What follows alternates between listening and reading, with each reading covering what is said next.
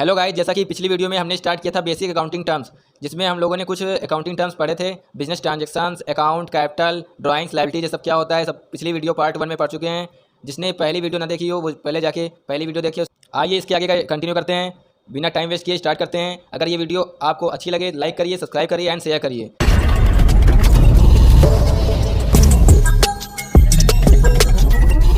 Let's begin. Point number 9, receipts. Receipts क्या होता है? द अमाउंट रिसीव्ड और receivable by selling assets, goods और services is known as receipts. जब हम किसी असेट्स या गुड्स को बेचते हैं, सेल आउट करते हैं या फिर सर्विस प्रोवाइड करते हैं, उससे होने वाली इनकम या जो भी अमाउंट रिसीव होता है उसको हम रिसिप्ट्स बोलते हैं। The receipts are categorised into 2 parts. First is capital receipt, second is revenue receipts. Capital receipts क्या होता है? द अमाउंट रिसीव्ड और receivable by selling assets is known as capital receipts. जब हम किसी असेट्स को सेल आउट करते हैं, बेचते हैं, उससे होने वाली इनकम या जो भी अमाउंट रिसीव होता है उसको हम कैपिटल रिसिप्ट बोलते हैं। Capital receipts are non recurring in nature, means irregular nature. For example, sale of building, furniture, sale of car. जब हम किसी बिल्डिंग को बेचते हैं या फिर फर्नीचर को सेल करते हैं या कार सेल करते हैं, उससे होने वाली इनकम या फिर जो भी अमाउंट रिसीव होता है वो कैपिटल रिसिप्ट्स में आएगा। सेकेंड है रेवेन्यू रिसिप्ट्स। रेवेन्यू रिसिप्ट्स क्या होती हैं? Revenue receipts the amount which is received और receivable against the sale of goods और services is known as revenue receipts. जब हम किसी गुड्स को सेल करते हैं, बेचते हैं या फिर सर्विसेज प्रोवाइड करते हैं, उससे होने वाली इनकम या फिर जो भी अमाउंट रिसीव होता है वो रेवेन्यू रिसिप्ट्स में आती हैं। Revenue receipts are regular nature. Regular nature means recurring nature.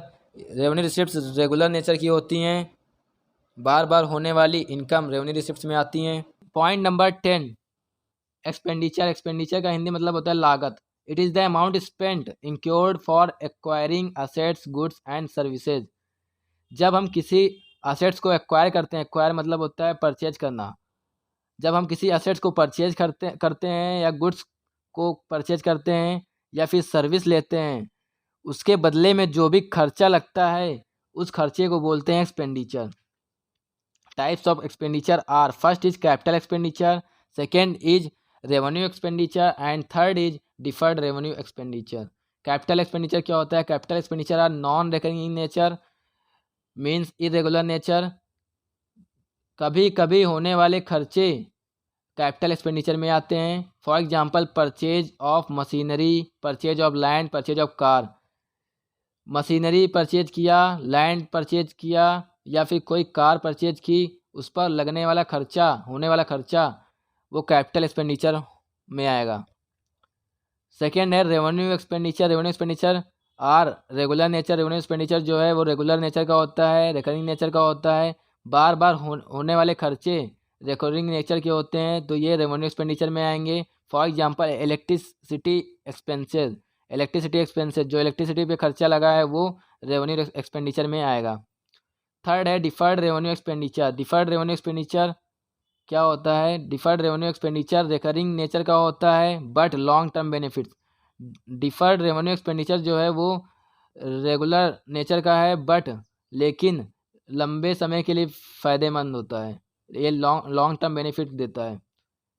Deferred revenue expenditure ऐसे खर्चे होते हैं जो बिजनेस में बार बार खर्च किए जाते हैं कैपेसिटी को बनाए रखने के लिए। ऐसे खर्चे डिफर्ड रेवेन्यू एक्सपेंडिचर में आते हैं। For example, advertisement expenses. Advertisement में जो एक्सपेंसेज हुआ है, खर्चा लगा है, वो डिफर्ड रेवेन्यू एक्सपेंडिचर में आएगा। Point number 11, expenses. एक्सपेंसेज का मतलब होता है खर्चे। Cost incurred by a business in the process of earning revenue are known as expenses. Expenses जितना भी खर्चा आता है सामान को बनाने में एज वेल एज सामान को बेचने में, जितना भी खर्चा आता है उसको एक्सपेंसेज बोलते हैं। एक्सपेंसेज कैन बी, फर्स्ट है प्रीपेड एक्सपेंसेज, सेकेंड है आउटस्टैंडिंग एक्सपेंसेज। जो हम ऑलरेडी खर्चे कर चुके हैं पहले से ही उनको बोलेंगे प्रीपेड एक्सपेंसेज, और जो अभी फ्यूचर में खर्चे करने बाकी हैं उनको हम बोलेंगे outstanding expenses. Point number 12, income. Income का मतलब होता है आय। Income is equal to revenue minus expenditure. अगर हम रेवेन्यू से एक्सपेंडिचर को माइनस कर दें, जो बैलेंस बचेगा वो हमारी इनकम होगी। 13 पॉइंट, प्रॉफिट।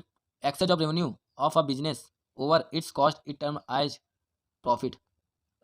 जो हमारे बिजनेस का खर्चा आया है उससे अगर रेवेन्यू एक्सेज है, एक्सेज अमाउंट में रेवेन्यू है, तो उसको हम बोलते हैं प्रॉफिट।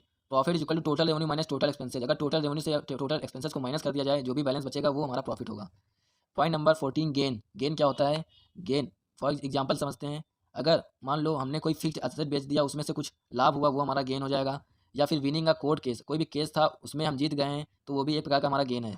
या फिर appreciation in the value of an asset, किसी एसेट की वैल्यू अप्रिसिएट हो गई, मतलब किसी एसेट की वैल्यू इंक्रीज हो गई, इंक्रीजमेंट हो गई, तो उसको भी एक प्रकार से गेन बोलेंगे। लॉस क्या होता है? Point number 15 loss. Loss the excess of expenses of a period over its related revenues is termed as loss. अगर जो रेवेन्यू आई है, रेवेन्यू से ज़्यादा एक्सपेंसेज हो जाएं, तो वो हमारा एक प्रकार से लॉस हुआ है। Thanks for watching. अगर आपको ये वीडियो अच्छा लगा तो हमें सपोर्ट करें, हमारे चैनल को सब्सक्राइब कर लें और अपने दोस्तों को शेयर करें।